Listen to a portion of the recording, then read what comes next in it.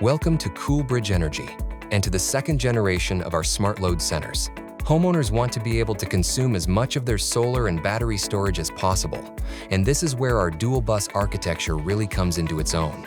Let's talk about our newest 125 and 200 amp smart load centers and how they can help homeowners reduce costs while maintaining comfort, both when grid is available as well as when it's not. These patent-protected products are the only smart load centers on the market to support circuit-level switching between two simultaneous energy sources, making them the smartest smart panels on the market. Let's show you how these work. Here we have a simple demo with two energy sources both connected simultaneously to our 125 amp smart load center, grid from the top and solar and battery storage from the bottom. We also show a number of typical household loads. For example, we have HVAC units, ovens, water heaters, and various other appliances. The 125 amp smart load center supports 16 circuits, 125 amp service, and a maximum load of 60 amps. When grid is available and we want to maximize our self-consumption, most loads are served by solar and battery storage. Smart load center indicator lights are green, and only a few are served by grid. Smart load center indicator lights are blue. In our example here, our inverter has a max 12 kilowatt output, and as we approach the end of the day, we can't serve all loads from solar and battery storage. So some loads need to be served from the grid, and these circuits show blue LEDs. So, what happens when I have a grid outage now?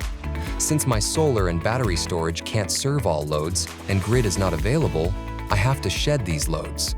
When grid returns, the Smart Load Center immediately detects this and will reconnect the loads that were shed back over to the grid. Since we know that solar production fluctuates and battery state of charge drops as it is being used, what happens, for example, overnight as conditions change? Now that more of the loads need to be served by grid power, we switch these circuits from alternate to grid, and green lights turn to blue.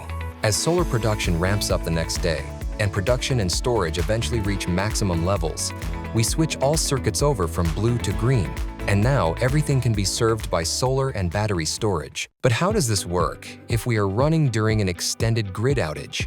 What happens when my solar and battery storage cannot service all loads and we lose grid? Now my lower priority loads, defined by the homeowner, are shed by the Smart Load Center, and our LED indicators change from blue to yellow. In this state, the homeowner has defined which circuits they need to have, which they would like to have, and which they don't care about. In this example, they don't care about the oven, clothes dryer, and water heater.